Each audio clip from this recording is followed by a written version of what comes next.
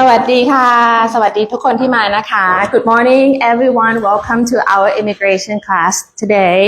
My name is Jet Maitro. I will be your host for this seminar.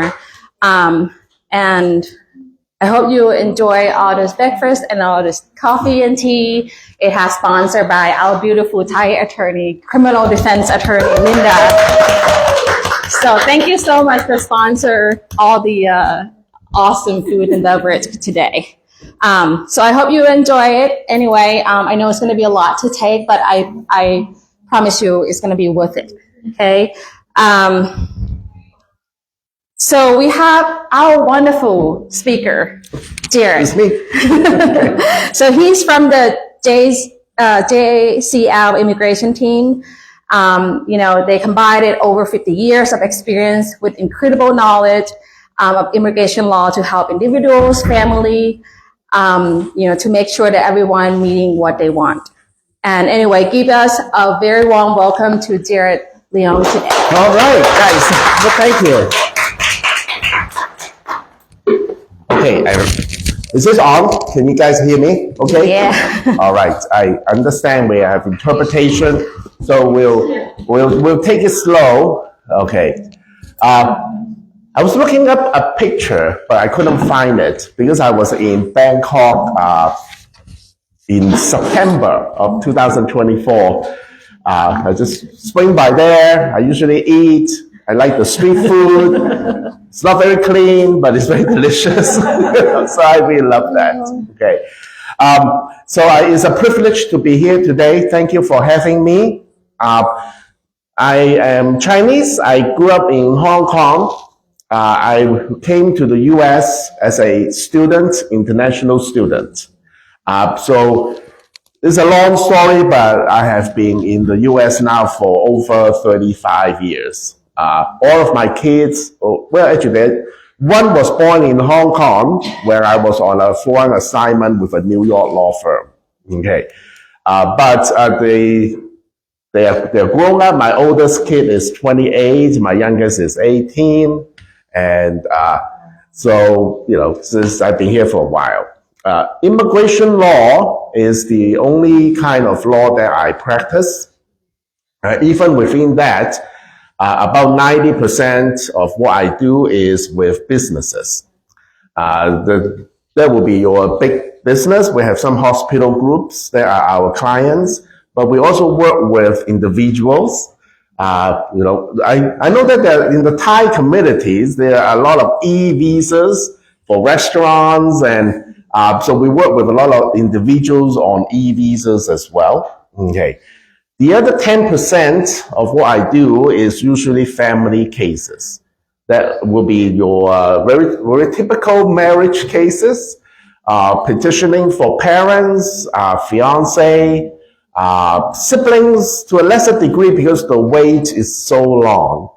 So I know we have a limited amount of time. If we have time, I'd like to kind of show you how to read a publication called Visa Bulletin.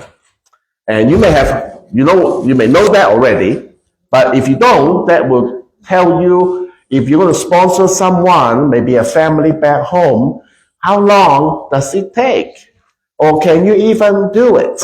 Okay, so if we have time, we'll spend a few minutes on that. Thank you for sending me the flyer. I understand that you are interested in what is happening. Okay, so am I safe? So I prepared a PowerPoint presentation. I hope that it will guide our discussion. Okay, but the PowerPoint is a guide.Okay, so you can ask questions at any time. I'm very flexible. You don't need to wait till the end. Okay. The first part of the PowerPoints will be kind of what is happening. Okay, you have heard a lot of executive orders. We're going to go over some of the major ones. I'll be honest, I lost track. I don't know how many executive orders are out there.I focus only on those that have immigration implications. Okay. So we're going to talk a little bit about that. We have been getting a lot of calls about travel Is it safe to travel? Can I come back? Even I have a green card. So we're going to, talk a little bit about that as well. So that will be kind of the first half of the PowerPoint. If we have time, I'm going to go over some basic visa or green card processes. They're kind of basic, but we'll give you an overview. If you're interested, can I sponsor an employee? Can my cousin come here and open a restaurant and get a visa? So we'll spend a little bit of time on that too. Okay, so without further ado, let's get started. Okay, page down. Oh, well, there you go. Okay, so we already talked about the agenda. So very basic concept, which government agencies are involved in immigration, okay? And we have the Department of Homeland Security. For those who've been here long enough, you may remember the name INS, okay? So, but after September 11, INS was no more, it was replaced by the Department of Homeland Security. And even with that, there are 3 separate agencies. To the average people, they are all immigration officers. But they are actually from different agencies. The people at the U.S. consulate is from the State Department. The people at the airport, they are Custom and Border Protections. And people, if you are sending a form to USCIS to get a benefit, they are from USCIS. To us is important because to many of you, they're all immigration officers. But to us is the right hand doesn't really talk with the left hand. So sometimes you get something from US immigration, you hear something else totally different at the consulate. And when you arrive at the airport, you hear something totally different. Again, it's because they are actually all from different agencies. Okay, and they have all separate set of laws. They are very similar, but there are subtle differences. And they always say, I don't care about what the other guy says. I say, well, are they immigration officers just like you? Oh, no, they're not, actually. They are from different agencies. Okay. Department of Labor is involved if you're trying to sponsor an employee. And Department of State, like I said, all the officers at the U.S. consulate actually is part of the Department of State. And that is important because who is the head of the Department of State? The Secretary, of the Secretary of the Department of State, that is now Marco Rubio. Oh, no, Marco Rubio's. Yes, Marco Rubio's. That's him, right? Okay. So, okay, I always get him mixed up with someone else of the other Rubios. Okay, there's Marco Rubio's. Okay. Then we have state and local enforcement agencies, but what has now become the forefront is the White House. Okay. The White House is taking initiatives of everything about immigration. Okay. And so, we'll see. Okay. So immigration hot topics, we'll talk a little bit about that. You may have heard of the alien registration requirements. Okay. So what the questions that I get is who needs to register? Okay, because if you don't register, you will have committed a crime. Okay, so who really needs to register? By aliens, it means non-citizens. Okay, non-green card holders. Okay. The confusing part is, this is not really new. Okay. All right. So anyone who entered the U.S. lawfully, if you have a green card, if you enter the U.S. lawfully, your passport is stamped, your passport was swiped by an officer, you have already registered. Okay. By that lawful entry. Okay. Some people are paroled into the U.S. as refugees or as some special program, such as United for Ukraine. They are all registered. Okay. So if you, basically, a person came here lawfully, you have already registered with the US government. Okay. So there's no need to go somewhere, submit a form and register. So that is the very confusing part. A lot of people think, oh, now I need to register. No. The whole purpose of this alien registration requirements is being used to target people who came to the US illegally. Okay. So if someone crossed the desert, they of course didn't go through the process. This requirement say, well, you need to come register with us, kind of turn yourself in, so we know who you are, we know where you are. If you don't, that is a crime. Okay. But if you're here illegally, it's a crime. Okay.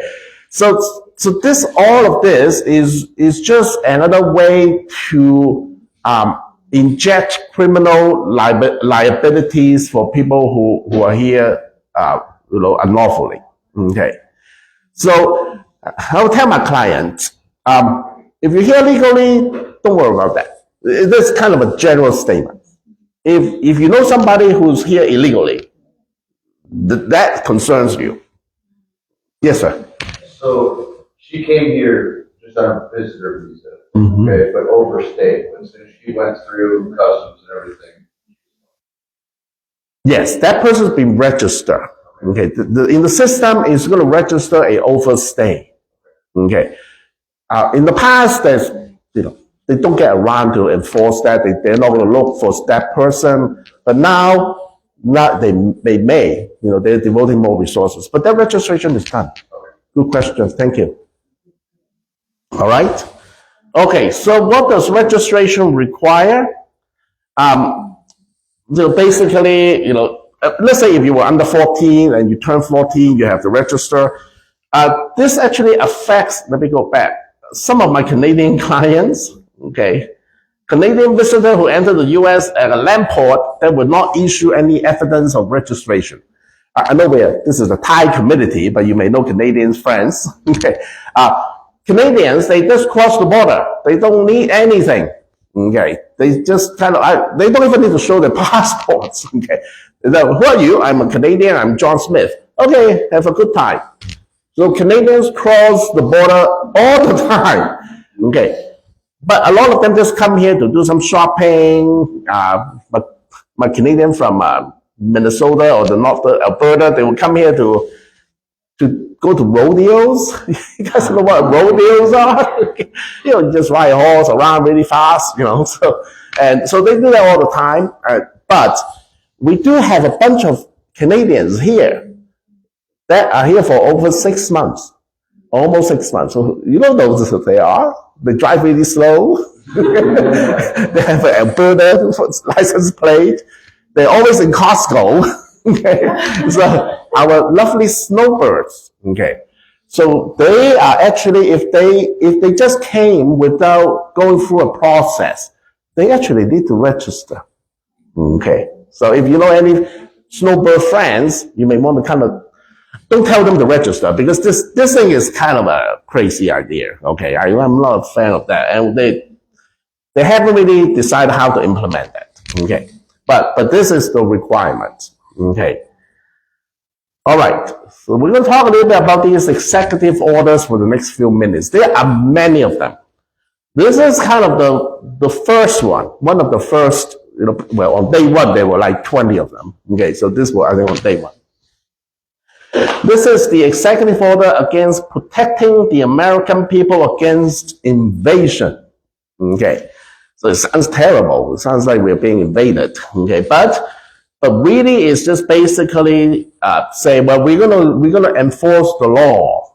Okay. This is like a declaration of war against all the undocumented aliens. You have, this is all, denial of public benefits to illegal aliens. I'm not aware of any illegal aliens who are getting any public benefits because they are not eligible for public benefits. So, but it's the perception that, they are taking they're taking stuff away from us. So we need to stop that. Okay. So this is a lot of tough talk. Okay. But it has consequences. Hire more agents and officers. Well, you have heard of the Doge and Elon Musk firing everybody, a lot of people. But they are not firing any immigration officers. They are hiring them. Okay. So they are definitely increasing the enforcement arm of immigration. Okay. Then there is, this one is kind of, it's not kind of, that one is important. There's an executive order that is protecting the meaning and value of American citizenship. Well, I can get behind that. Of course, I want to protect the meaning and value of American citizenship. If you just look at the title, it sounds good. But what it does is to deny birthright citizenship to people who were born here, and if they were born children of two undocumented parents, or a mother unlawfully present and a father who was not a U.S. citizen or permanent resident, and a mother with temporary status, and a father who was not a citizen or permanent resident. Okay, I need to read this 3 times to see who is not covered. Okay, all right? And basically, what is the current status of birthright citizenship? Okay, it's very clear. Someone who was born in the U.S. is a citizen. Okay, it doesn't matter the parent status. They may be legal here, they may be illegal here, maybe one parent is legal, one parent is not, maybe, doesn't matter. It's very clear, if you were born here, you are a citizen, you get a U.S. birth certificate. Okay. If we go back to the history lesson of what's behind this, it has a lot to do with slavery. Okay, is when the slaves were free, there are some states that say, well, I don't care about that. You're not a citizen. Okay, so I'm simplifying this. Okay, but then they say, well, no, I believe one of the amendments say, no, let's just make it clear. If you're born here, you're a citizen. Okay, it is true that not every country is like that. Okay. Some countries really go by blood. Okay. I'm not familiar with Thailand, but I know that in Japan, I have some Japanese friends. If you were born in Japan with parents who are not Japanese citizens, you're completely legal there, but you're still not a Japanese citizen. Okay. Okay. It doesn't really matter. Okay.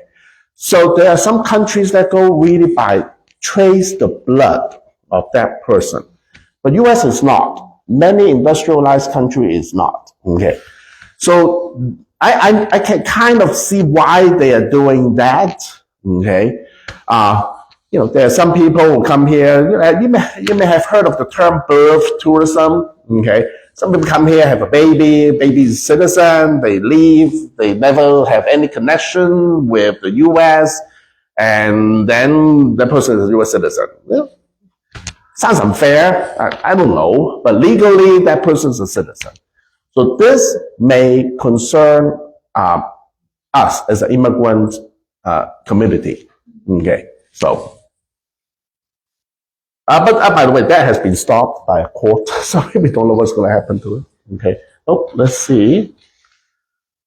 That executive order is not in place right now. Not in place right now. It was issued, the court stopped it, and we'll see what's going to happen. So same rule applies still until it passes. Same rules is still there. So, yeah. So if the parents are the Thai students who come abroad, to education, if they have children, children, is that children considered as a citizen or no? It is. They were born here. Doesn't matter their parents are on student visas. As long as they're born here, they are U.S. citizen. It's a very clean rule. There's no mistake about that. You don't need to trace the blood. You don't need to identify the person's status. Because what if a parent was law in status when the person was pregnant. What if the kid was born 2 days after the person became legal? Okay. You have a lot of legal issues with that kind of law. Okay. The enforcement would be a nightmare. And then think about the hospital. Are they going to issue you a birth certificate? And what are they going to say on the birth certificate? Okay. So it is a nightmare to administer this kind of law. Simply because we have the birthright citizenships for over 100 years now. To change that is going to be very hard. Okay. So good question. Yeah. Any other questions? Okay. Okay. Well, we will keep talking about, is there a clock here? Let's see. I just want to be cognizant of the time. Okay. Put it here. Yeah. Okay. Wow, goodness. I need to speed up. It's 10:30 already. Okay. So we will go over the executive orders. This is just securing our borders. We're going to rebuild the wall. Nothing new about that. Okay. And remain in Mexico is really about asylum. People who came to the border for asylum. And then this is declaring a national emergencies. When you have a national emergency, you can call on the national security. What do you call that? The people who are the security, who are the national guards. National guard to go to the border. So basically, just more people at the border. Okay, and there's a few more, and that's it. And then we have. Okay, this one may be interesting. Not interesting, sorry. This one may concern us more. Is the extreme vetting. Okay. Extreme vetting is not a new concept. When President Trump was in his first term, he started that extreme vetting. What is extreme vetting? Okay. It's like, they just look at your application more closely. I don't know why it has to be extreme. Okay, but any application is looked at very closely. Even if you apply for a benefit by mail, or if you go to a U.S. consulate, your application is looked at more closely, and is kind of being targeted against the Muslim majority countries. Thai is not, but I do believe that Thai has some Muslims there. But Thai is mainly, I think, Buddhism. Okay, the temples are beautiful. Okay, and so that's really mainly what that is. Okay, they are increasing the naturalization process. What is denaturalization? Okay, what is naturalization? I've gone through that process, naturalizing to become a U.S. citizen. Okay. You take a test, you go to an oath ceremony, you're citizens. Okay. Can they denaturalize that? Can they undo that? Yes, they can. Okay. But generally, they can only do that if you have obtained your citizenship or the underlying lawful permanent resident status or the green card by fraud. Okay. Let's say if it's a marriage case and they realize, that was a fake marriage, and then you got the green card and then citizenship, and they say, I'm going to undo all of that. Okay. And they could do that, denaturalization. Okay. It is extremely rare. Let me tell you what the real world is. Okay. I apply for something, it's approved. That file is sent to a big cave under the limestones of, I think, somewhere in the Midwest. Okay. No one will ever open that file ever again. Okay. So it is extremely rare. The more recent cases that I heard about denaturalization typically is they find out that someone was actually working in the German military, during the World War II. They came and they realized they never declared that they were in the German military, aka Nazis, Those are the cases I have seen in recent years, and they're really, really rare. Even that, They all die by now. Okay. So, but they are bringing this back. Okay. Again, it's a way of targeting certain people from certain countries. Okay. So it was a petition to do reward. Denaturalization is initiated by the government. Yeah. So there gotta be someone call and report it, or the government just find out on their own. Well, we're going to touch on that a little bit, but you may or may not have heard of the student in Colombia that was arrested. He's not a citizen, but he's a permanent resident. Okay. Let's say he was a citizen. Because the reason they arrested him was, oh, you're Hamas, you are sympathetic to Hamas. Okay, I don't know the full story. Maybe he was, maybe he was not. But let's just say that was the case. They could initiate the process and say you were actually a terrorist. You're not eligible for green card and therefore not eligible for citizenship. They will then open a case to denaturalize that person. That is always initiated by the government. You can't really rat somebody out. I don't like Jenny. I'm going to call government and say, I'm going to denaturalize her. Okay, good luck getting anybody pick up that phone call. Okay, so you can't do it by a complaint. It is always initiated by the government, and really for really significant reasons. And the process takes a long time. It is supposed to take a long time because it is a serious procedure to denaturalize somebody. So, okay. How about the case like criminal DUI? Would that be in case of citizenship taken? Good question. There are certain crimes that will keep someone from getting a green card. Okay. Let's say you got your green card. You never disclosed that you had that issue. And nobody knew, nobody picked up on that. Okay. Then you got your green card, you got your citizenship, but you were fundamentally never eligible for the green card because of their criminal issues. Okay. Can they denaturalize you? Yes, they can. Because by not disclosing that, they would say that person has committed fraud against the US government. Okay, so that fraud is always a basis for neutrality, or not always, it's one of the most common bases for denaturalizations. Again, back to reality. Where is your file? Somewhere under the limestone mountain in Kentucky or somewhere. No one will ever pick that up. It is extremely unlikely, okay, that this will be an issue. Okay, so I'm not encouraging people to hide stuff because it's very hard to hide anything anymore. But if you have your citizenship, you went through it the right way, you really don't have anything to worry about. Really nothing to worry about. Okay.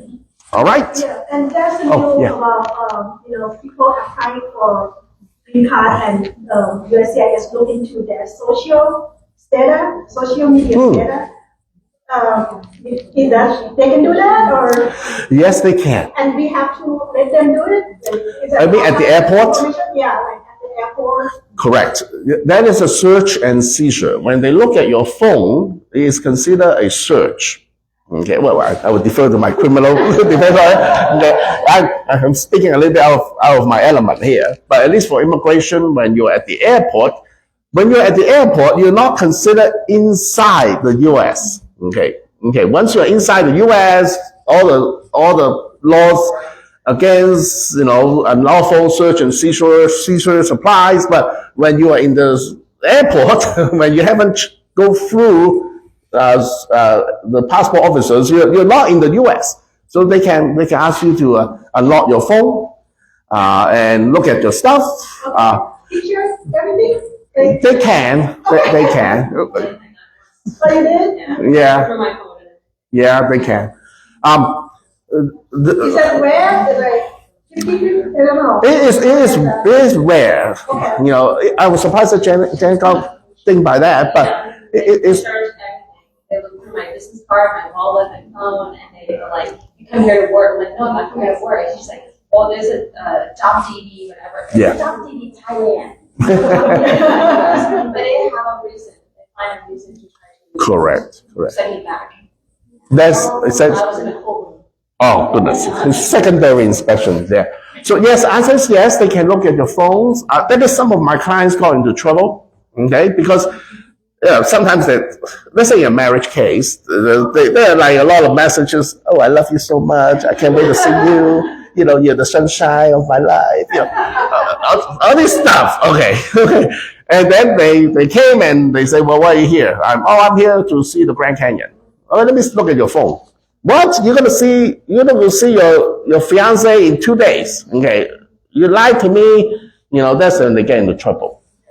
Similar thing is about work. We have clients that came here. They said, oh, I'm here only for business visits. But on their phone, hey, you need to check in with client number A on Tuesday and client number, B on Wednesday. So when they look at your phone, when they look at your email, exactly. So, this is America, right? We're supposed to be able to say whatever the hell we want, even though it's unpopular and wrong and stupid. Okay. We're supposed to be able to do that. Okay. But we are advising our clients to kind of be careful about what they post. Okay. I hate to even suggest that because we're not really shouldn't need to worry about that. But nowadays, just extra careful. Okay. About the thing that you subscribe to, because you don't have to post anything. If you get a feed from I love Hamas, you're going to be in trouble. Okay, all right. A couple of years ago, there was a student. You may probably in my field we heard about it. There was a student. I think it's from somewhere in Lebanon or Gaza. That will be. Drawing a blank to the country that is Gaza, that would be they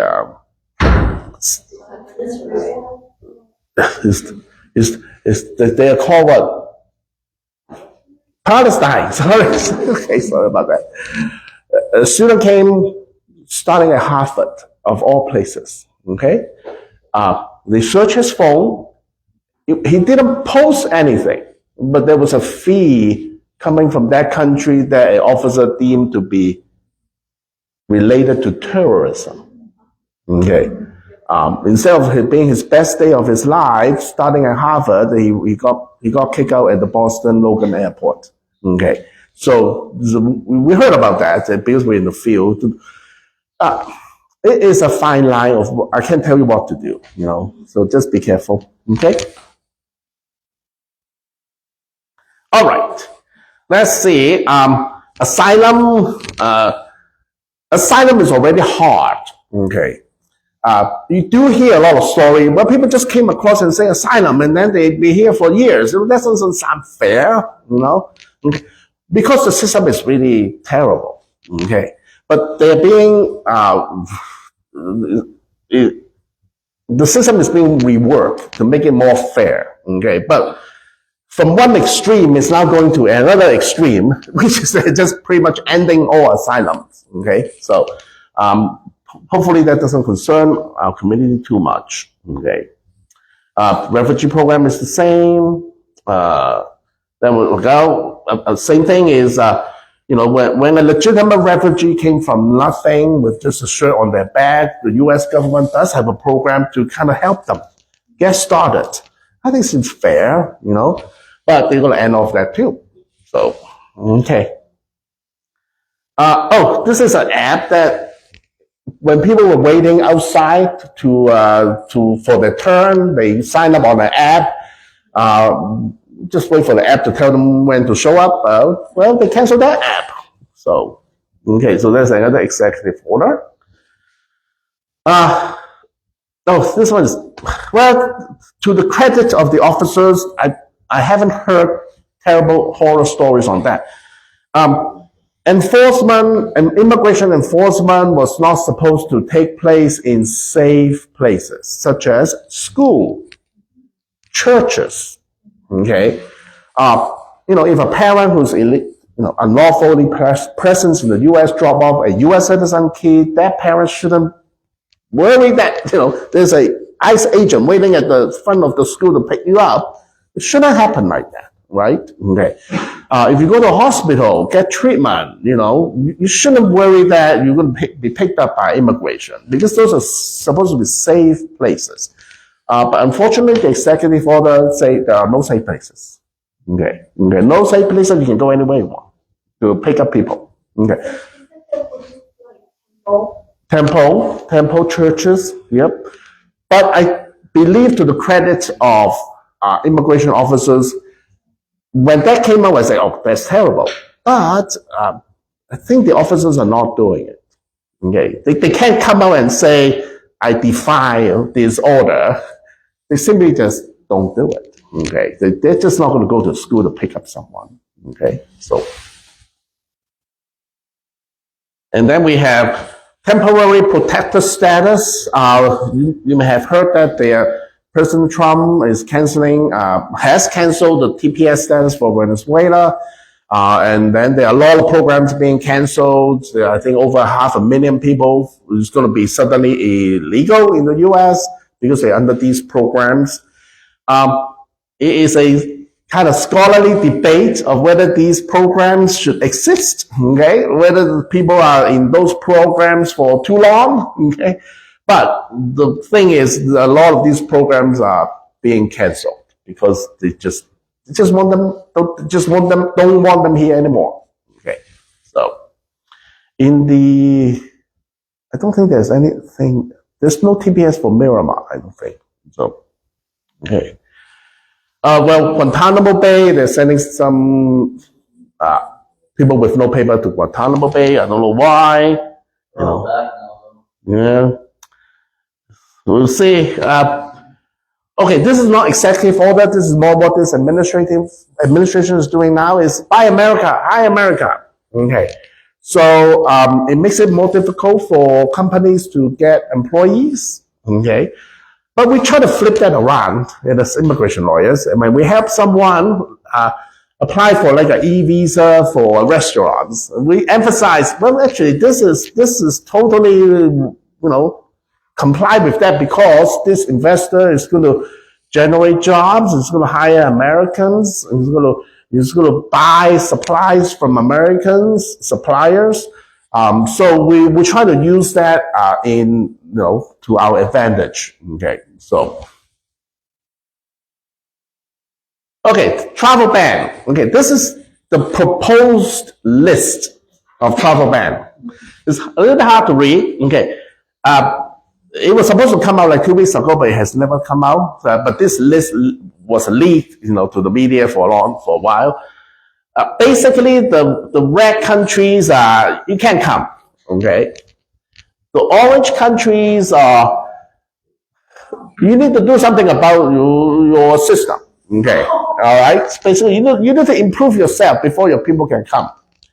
And the yellow one is kind of you also need to I'm sorry. The orange one is visa sharply restricted, so it's not a ban, but most people from those countries will be banned. But the yellow ones are the one that you need to do something about your system, okay? Or you're not, your people are not coming, okay? You might remember that the first travel ban involved 6 or 7 countries, okay? But why such a long list? Do you guys even know where Vanuatu is? It's an island nation with like 10,000 people, okay? And Mali, what? People from Mali are so friendly. We go to Mali for vacations, right? Okay, again, we can, and we have Cambodia, that is Thailand's neighbors, okay? Laos is there too, right? Yeah, we're here, okay. The first travel ban was shot down by the court because they were targeting Muslim countries. Okay. If this administration, the second Trump 2.0 is a lot smarter now. Okay. Well, they can't just have Muslim countries on the travel ban list. Okay. They're going to shoot it down like last time. So I'm just going to put 40 countries there. Okay. I don't care what they are. They may be good. They may be bad, So now you have like all these countries. So they can't possibly say, well, this is against Muslim nations. Well, Cambodia is, or Russia is not Muslim nations. So. It may be a little bit of that, but it's just what they want, they're banned. They just don't want the court to have a reason to shoot it down. Okay. So they can't just have Muslim countries. So they're expanding the list that they feel is bad people, I'm surprised Russia is on the list, to be honest. So, okay. But this is a proposed list. It hasn't come out, because it's been leaked and it's got a lot of backlashes and it's kind of dumb, so we'll see what's going to happen. Okay.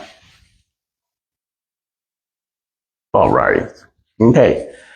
We talk about extreme vetting. Increased worksite visit. Some of you have your own businesses. Okay. I hope that you have heard of the form I-9 before. And thank you. I-9 is a form that you need to complete for an employee to show that the employee needs to give you some paper to show that they can work. So if you have a small business or big business, you need to have I-9 for all of your employees. Okay. They are making the rounds to visit employers, to check their I-9s. Okay. In the past, less than 3% of employers will be visited because they just don't have the people, but they're getting more people. So they're going to visit more employers. My clients are, getting visited. The thing is they usually do go for the easy target. The landscaping companies, the restaurants, construction sites, that increases the chance of finding people. Okay. So just if you have a small business, make sure you take care of your I-9s. In Arizona, it is a E-Verify mandatory state. E-Verify is a system that you do need to enroll in. You have to sit for a 1-hour tour. Okay. I'm a small business person, so I have to do all of that. So that 1-hour tutorial online is so boring. Okay. But you have to go through it. So you have to have a certificate. But you need to do that because you're in Arizona. So in addition to E-Verify, in addition to having an I-9, each employee has to be run through E-Verify as well. Okay? So only Social Security. So it should be some work permit or green card or Well, good questions. When you complete an I-9, there are a lot of spaces, but there is also a chart, I believe it's page 3 or page 4 of the I-9, that will tell you what documents are acceptable to demonstrate work authorization. For example, if someone shows you a US passport, no problem. But if someone shows you just a social security card, you have to look at the card more carefully. Some social security card has restrictions on them. Okay, it says something like unauthorized to work without DHS authorization. Some social security card has just your name and your number.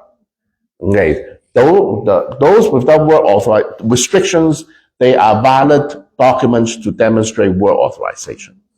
Okay, so follow that list. It's kind of complicated, but if you follow the list, you should be able to take care of that. So through the E-Verify, it means like we have to send out your employees there. E-Verify is a portal. Okay, so you get a login.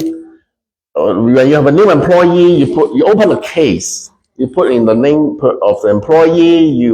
It will ask you, hey, what is the documents to support work authorization? Then you have a drop-down box. You pick this and you key in some data.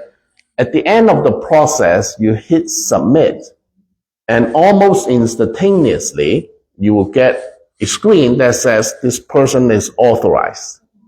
Okay. Or it may have what they call a tentative non-confirmation. Okay. And that means the system cannot immediately clear this person. But you need to do something more, and it will give you some instructions of what to do. Just follow instructions. And then this is the mandatory. In Arizona, it is. Yeah. Mm-hmm. All right. So when they're going to obviously see the employer, right? Yeah. Are they arriving with ICE agents and checking the employees as well at the same time? They can. They check employers. They also can. They can target a person.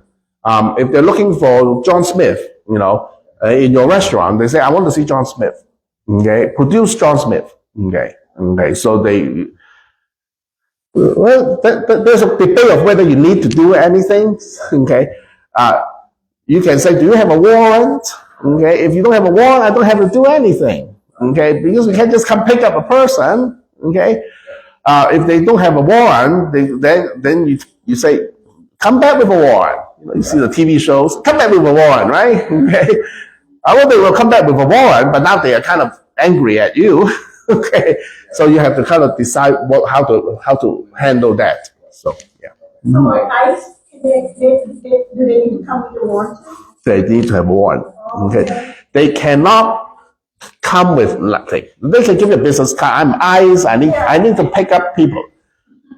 Because what they're doing is they're entering your premise. Okay. If they wait outside, wait till your employee come out, they don't need a warrant. But if they want to come into your business, enter your business and look for people, they do. They do need a warrant. Okay. So. It's not just come up like right away and then they check Well, they can come in and say, "I want to see your I-9s." They don't need a warrant for that. But they can, when they say, "I want to see your I-9s," they need to give you 3 days notice. That is by law. Okay, you can say, "Oh, sir, I'm more than happy to give you my I-9s. But I see from your notice of inspection that I have 3 days to produce those.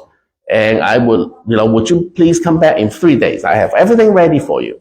Okay, you have the right to do that. You're not saying no, you're just asking for the 3 days. So, yeah. Mm-hmm. Okay, all right. Okay, search and seizure, we talked a little bit about that. Okay.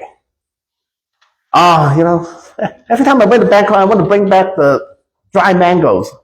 But I couldn't because I know the dry squid and spicy squid. Can we do that? Because I never dare. So yeah. So they search your bags, so your phone, so social media account. Okay.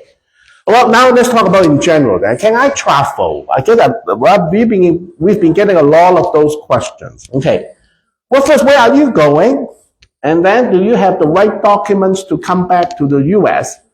Well, if you're going to Canada for a vacation or go to Thailand to visit your parents, let's just say you have a green card and you haven't committed any crime, you have no reason to worry that you cannot return to the U.S. No reason at all. Okay. All right. And what about you have friends who are here on a visa? Okay. It would depend on their visa. Make sure the visa is correct. Okay. If they are on F1 visa students, F1 international students, they have to have a visa. They have I-20 forms, and that need to be signed by their school officials, and they need to be going to school. Okay, they need to bring their transcript to show that they're going to schools. So again, depending on your status, you need to just make sure you have the right documents. Okay. Let's just say, someone has been super active in, I don't know, whatever movement there is, and this, the administration doesn't like that movement. Okay.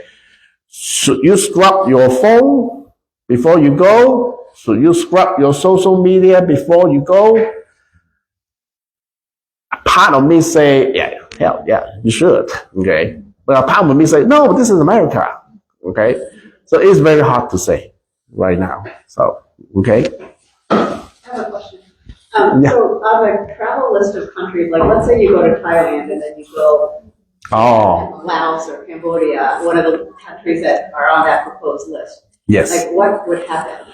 They are targeting citizens of those countries. So if you come back and you say, hey, have you gone to Cambodia? And you say, yeah, I was there for 2 days visiting, and then I came back, or Thailand, whatever. Are they going to ask you more questions?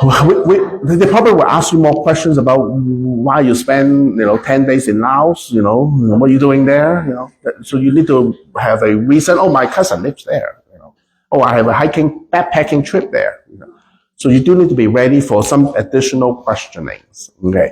But the ban is a ban against citizens of those countries. That is a really good point. It's that kind of go back to where you're going, okay? So you do need to be careful about where you're going, okay? We heard the news on recently, like a couple weeks ago, that there was a Laos green card holder, and she's a nurse. She got sent back because of the U.S. Custom. They made her sign the I-407 form. Oh, giving up the green card. Exactly, and then she sent back. Is that how does it work? I don't know the full story behind that, but how can an officer take away your green card at the airport? Okay, I can address that. Usually someone could lose a green card by being away for too long. Okay, it's called abandonment. Okay, how long is too long? Okay, 12 months or more is considered abandonment. Okay, 6 months or less is not abandonment. Okay, then you have 6 to 12 months. Okay, and then that is when there's a little bit of a gray area. Okay. What if I have some clients say, okay, I'll go, you told me that, so if I go to China, work 5 months, and I come back for 2 weeks, and I go back for 5 months, and I come back for 2 weeks, I'm safe, right? Okay. No, you're not. You may be safe for the first time or second time, but once they see that, you have a pattern of not living in the US, they could still use that against you as abandonment. So when you come back with a valid green card, okay, when you're outside of the US, when you buy a ticket, when you board the flight, the airline will check your green card. Oh, you have the valid document, they will let you board the flight. Okay, because the airline is not immigration, right? They just want to make sure that they don't have to, fly you back, if you're the right document. But when you arrive, if the officer feels that you have abandoned your residence, the officers can make you sign a I-407 forms and take your green card away. Okay. Can we refuse to do that? Yes, you can. Okay, so here's what I'm about to say is, if that happens to you or your friend, say, no, I have not abandoned my residence. I want to see an immigration judge. Okay. You probably make them really mad. Now they have to do some paperwork. Okay. But the moment that you say, I refuse to give you my card, I want to see an immigration judge, they will still take your green card. Okay. But they need to schedule you to see an immigration judge within 30 days. Okay. And then, they will let you in, they will parole you in for 30 days, and with a day to see your immigration judge. And then you will appear before immigration judge, and you have to show the immigration judge why you haven't abandoned your permanent residence. If you have a good reason, my mom's sick, I was sick, usually the immigration judge is, you're fine, here is your green card, I'm closing my case, okay. But look, if you've been gone for like eight years, you probably will lose your green card. Well, I don't know why they would make her give up her green card. That I don't know the best story to it. Yeah. So. All right. Any questions? Okay. All right. Interpreter, am I doing okay? Too fast, too slow? Okay. All right. Slower? Okay. I was still slow. Oh, so this is okay, is my green card safe? If I have a green card, is that enough? Is that sufficient? You have seen these. I just did a very quick Google search. I know about Mohammed Khalid, but I did Google search just to see what's going on out there. Very easily, I found a few news articles about a few green card holders who were detained. I don't know what happened to Ms. Dixon. I don't know what happened to Mr. Smith because the article didn't cover it. Okay, of course, I declined to comment on why they were detained and why they were kept. Okay, but I really feel that there's more to the story than I read. Okay, people with green card are still arriving by the thousands every day. After an international trip. Okay. For the most part, your green card is sufficient. Okay. When we talk a little bit about abandonment, okay, so if you've been gone for a long time, then you may need to call an immigration lawyer. But if just a regular vacation, I'm going to Thailand to see my folks, I spent a couple months there, you really just don't have anything to worry about. Okay. So I think your green card is super safe. Okay. People with visas, like I said, just make sure they have the proper documents to come back. Okay. So I think we're okay. We don't need to hit the panic button yet. Okay. Not yet. Okay. Okay. Student visas. We talk a little bit about that as well. I can't believe, Marco Rubio said, they revoked the 300 student visas. This is the exact quote. If you apply for a visa to enter the US and be a student and you tell us that the reason why you're coming to the US is not just because you want to write op-eds, but because you want to participate in movements that are involved in doing things like vandalizing universities, harassing students, taking over buildings, creating a ruckus, we're not going to give you a visa. Well, I can if you burn down a car, as a student, yeah, that's a crime, right? But they are revoking student visas for what I would consider peaceful protest. Okay, all right. So we are in a very, I think, new territory here. In terms of student visas. You probably all know people who are on student visas. You probably say, hey, Junior, yeah, I know that you really support, abortion right, or whatever that may be. Okay.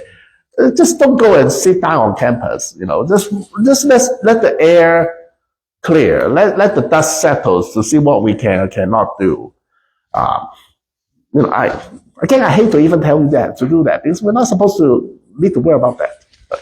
But right now, just looking out for your own interest. School is priority. You come here, your parents probably spend a lot of money, bring you here. So you probably need to just treat that as a priority right now. Okay? All right. Oh, so I become a citizen. Okay, we get a lot of calls. I have a green card for 10 years now, and so I be a citizen. Well, this is a personal decision. What are the pros? You can vote, and you can work in federal jobs. There's no restrictions on how long you can stay outside of the US. If I want to go to Thailand and find a nice little fishing village and stay for 10 years. Have fresh seafood every day I can. Okay. And you cannot be deported as a U.S. citizen. So they can denaturalize you, but it has to be fraud. It's super rare. Cons, well, once you become a citizen, your taxation worldwide will be subject to Uncle Sam's rich. Okay? Well, this may not be a cons. To me, it's a cons. Jury duties. Okay. To some of you, maybe, I want to be on the jury. Pick me. Okay? But it's, I should put it in the between next time. Okay? So, but it's not easy to give up your citizenship, actually. Once you become a citizen, getting rid of it is a process. Okay. It is a process. You have to sign a form. You have to decline. You have to denounce your citizenship. If you being a citizen, and there's an exit test, they need to look at your net worth. They need to look at, have you been paying taxes? Oh, before they let you leave, you need to pay up. Okay. So it's a pros and cons. I don't know about Thailand. Do they let you keep your Thai passport? Yeah, Is that right? Citizenships. So, that would, lead me to another question. Mm-hmm. If we go to Laos, because right now, it's so popular, like when we go to Thailand and then go to Laos, if we use a Thai passport, do we have to report that? That's a good question. So here's what is required once you become a citizen. Okay. You need to get a passport, a U.S. passport, and anytime you come into the U.S., you need to use your U.S. passport to enter the U.S. Okay. If you use your Thai passport, they get really upset.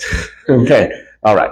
But when you enter, you have to use your U.S. passport. Right. But when you're outside, let's say you're traveling in Southeast Asia, Thai, Laos, Vietnam. Oh, my Thai passport, I can get through custom in 2 minutes versus 1 hour.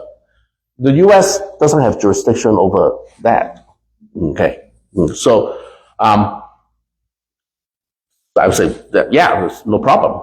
Okay. But make sure when you come back to the U.S., you must use your U.S. passport. Okay.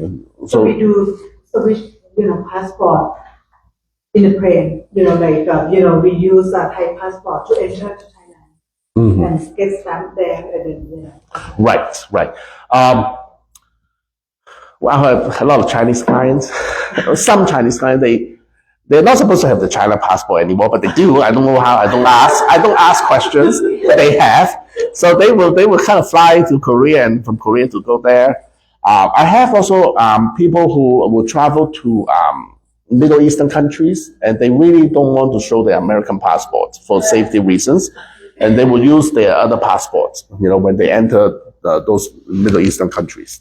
Okay, so it's a global community.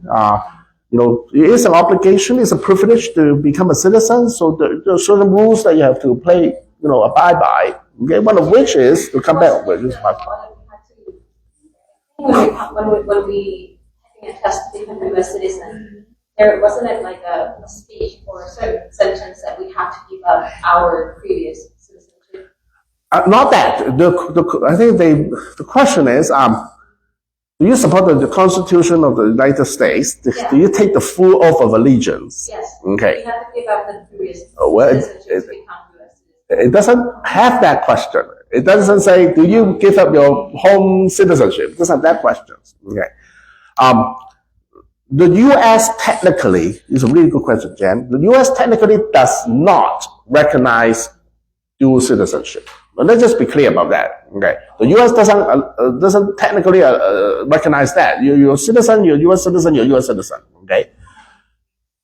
But the U.S. does not take any actions to take away your home country passport. Okay. Unlike other countries that once you become Singapore, for example, once you become a U.S. citizen, they are going to come after you and I want my Singapore passport back. Okay. So is Japan. Okay. So is China.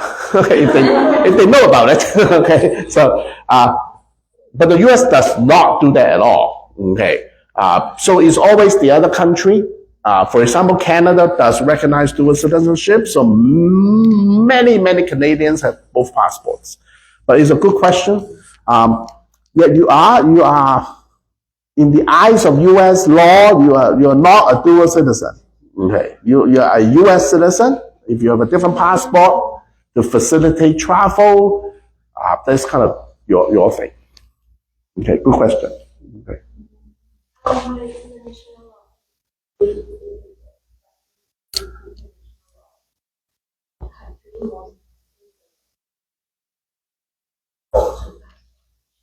Many countries don't allow you to have two passports. I mean, like they have to your nationality and like in German. There are many countries who really want you to choose. Yeah. Correct. And like America. Yes. You can go to. Right. But Which- not not in the formal. Right. They don't ask you that to have Yeah. show you that. Right. Yeah. So when you have your oath ceremony, I don't know who have recently had one. Okay. When you have your oath ceremony, they do take away your green card.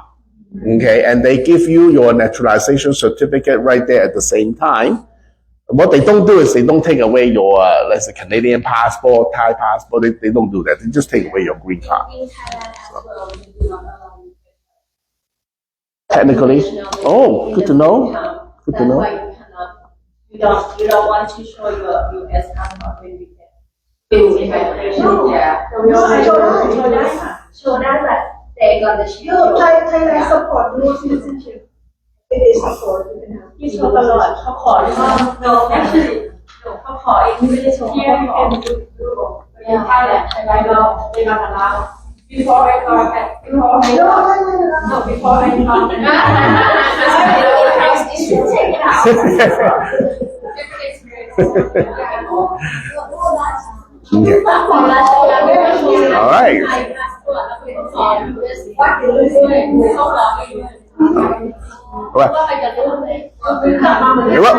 Well, I would say most countries that I'm aware of does not come out to say that you can have dual citizenship.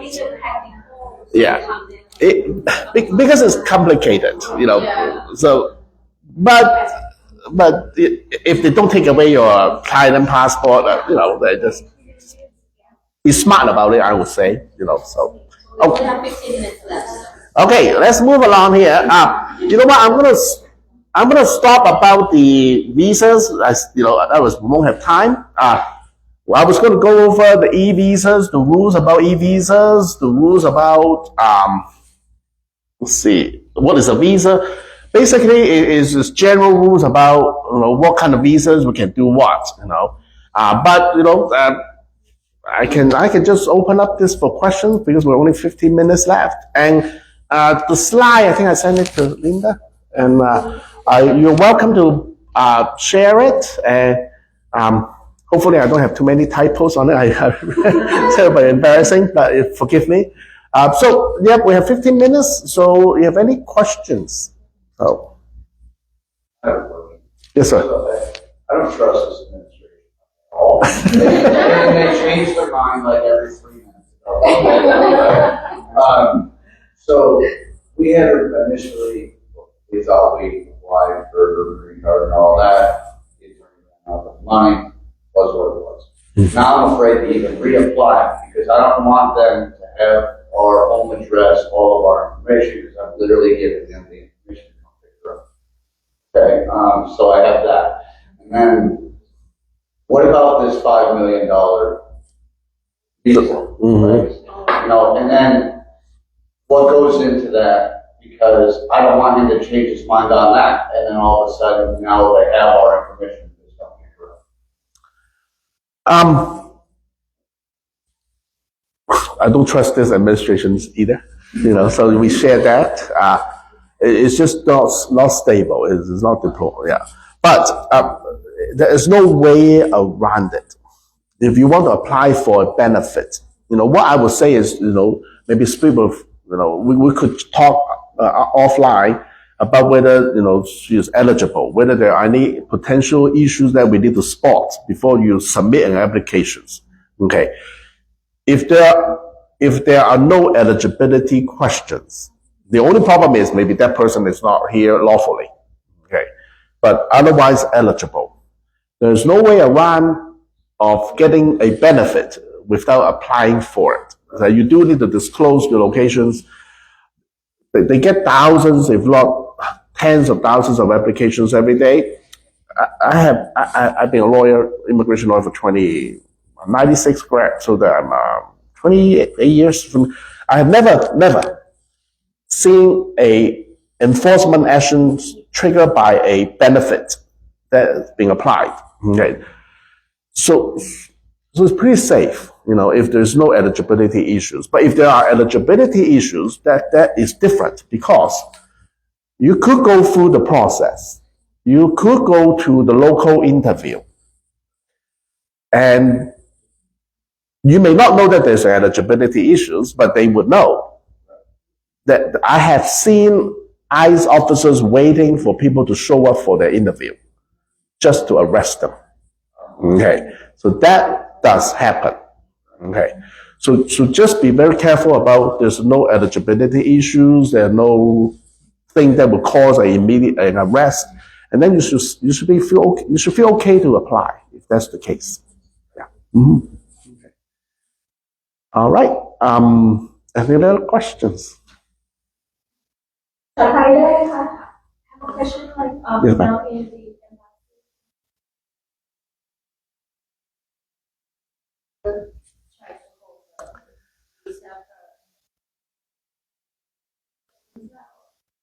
Yes, they can only use COVID as an excuse for so long, but for the longest time, things were just so slow. They always say COVID, but things are still slow right now. Okay.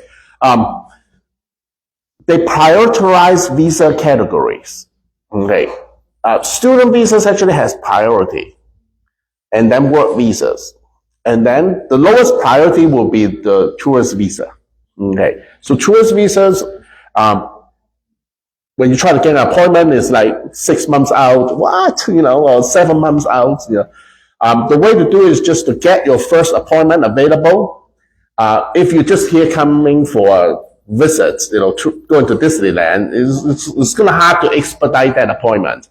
But let's say you're coming here, you have a cousin that is ill, you're coming to visit, you have a reason, then you could always ask them to expedite your appointment.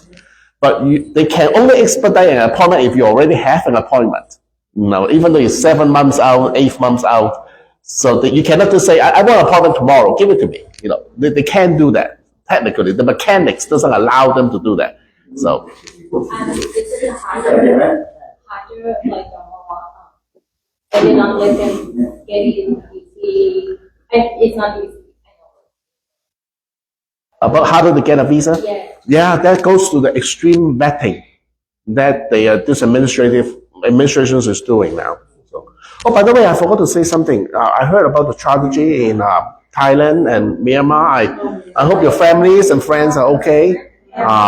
So I meant to say that up front. I spaced that out. I hope your loved ones are okay back home. Okay. So yeah, visas are taking longer. I have to tell you, I worked with visas officers directly for many years. For the most part, they are actually good people. Okay, they're just like you and me. It's a job. Okay, they just want to do their job well. They have to make tough decisions. Sometimes their decisions are against your friends or you, and then say, what? Okay. Right now, just knowing them with the communications, their morale is so low at the embassies right now. And they don't know when they're going to be fired. They don't know, who is going to be, what their boss is going to say. So they really just put their head down and work. They're not speaking up. They're not raising any questions. They're not making suggestions to improve the process. I think they're just I'm trying to save my job, at this time. So the morale is quite low at this point. It will get better, as they navigate these administrations, Right now there's a lot happening right now, but it will slow down hopefully, and then everything will hopefully be back to normal, according to my friends at the consulate. So, and other questions, ma'am. I have a question about the Parole Invest program that was announced earlier in June about the person that married a U.S. citizen before June 17th. Yeah. How is it going right now? What is been killed by the court? Yeah.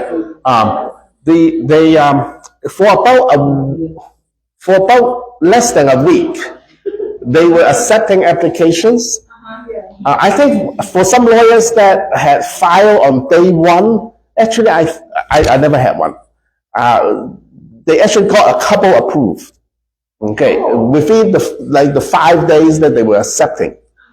But then within less than a week, somebody sued always, this is unconstitutional, this is unfair, and the court simply just stopped it. In fact, this is actually the first time that my applications, the filing fees, they send me back the filing fees. I gave it back to the client. So that program is dead. Sorry about that. It's only approved for 5 days? They accepted the application for 5 days. And within that 5 days, there were a few approval. When there is approved, it's approved. The purpose of that PIP is to cure the unlawful entry. Okay, so if they approve it, and if you're married to a U.S. citizen, then the approval doesn't have an expiration date on it. So then you can just use that approval to apply for legalize your status, through your U.S. citizen spouse. So there are less than a handful of people who had that. Well, we know that they were going to sue. We're just hoping that they were not that fast. So yeah. So there's a question on that. For green card holders that the expiration date is approaching, and they're not good in English, so they are afraid to take a citizenship test. What can they do? What are the options? Thank you. There is a 15-20 year rule. Okay. I may be a little off on that. If you have a green card for 15 years, and you are 20, email me later. But I think if you're at a certain age and you have your green card for either 15 years or 20 years, you can take the citizenship test in Thai. Okay, but you have to meet a certain age requirement. And I think it's 50. I don't have that right there. Is that 65? Is that 20 years? It's 65, 20, that's the rule. 65 years old and you have your green card for more than 20 years. That sounds about right. Thank you. 65, 20 is the other one. There's a lower one, there's a 55 and 15, perhaps. I think 55, 20, and then 65 and 50. I have to look that up. So sorry about that. Did that address that question? Yeah. Yeah? Okay. And then I think you have a question. Yeah, my question, so you take immigration clients for both, applying for a green card as well as U.S. citizenship? Yes, I do. Yes. Mm-hmm. And anything in between related to immigration? I don't handle asylum cases, and I don't go to detention centers. So I refer those to other people. Well, you don't go to the detention center. Yeah. I have a case. Yes, sorry about that. Yes. Student visa, Beyonce. They can talk to me about student visas. Student visas, for the most part, they have to apply at a consulate, so I can give them some guidance. But I can't really do much. I have a question from home. Okay. First question was, she's in the process of getting green card. She's already have received, and it's called the I-485. I-485. Then they want to travel just inside the country. Oh, okay. Do they need to be worried about it, or? If the person has a valid government ID, The real ID. okay, a real ID or a driver's license, no problem. within the US, there's no checkpoint. Okay. If the person is here unlawfully, okay, do be careful. If you drive to California, you know that there's like a checkpoint. Okay, they stop every 10 cars or something. So if that person has no status in the US, I would be more careful. So yeah. Another question too. They said that there's a lot of companies, or I would say restaurants, a lot of companies, business here that they actually hire illegal. Unfortunately, yes. Is this something for them to need to be concerned, or what can you do to protect any like a situation that the ICE will come in and arrest their people? Well, they should be concerned because if they do come, ICE comes, they will inspect their I-9, okay, and then if your I-9s are no good, you at least incur a fine, okay. It's per an I-9. If you make 3 mistakes, that is 3 different counts, and it really adds up very quick. The fines are usually in not like hundreds or thousands. It's like $50,000, even for a small business. They add up very quickly. So they need to fix their I-9s. Okay. But if they have people who are not lawfully here, it's a tough situation because they need the people. They're usually the best workers. Okay. But you can't really legally employ them. If ICE does show up and they have to be let go. Okay. But then they can't just show up because somebody called them. They have to have warrants for that. They can come and look at the I-9. Okay. They don't need a warrant for that, but they have to give you 3 days. 3 days. But if they come here to look for a specific person, I want to see John Smith, they need a warrant for that. Okay. If they want to come here and say, I want to search your premise for illegal workers, they need a warrant for that. Okay. So, yeah. But they can come look at the I-9. They can come look at the I-9. So if the I-9, instead of having the social security number, if the I-9 with the TIN or EIN, with the requirements be different? Well, the ITIN number does not give work authorization.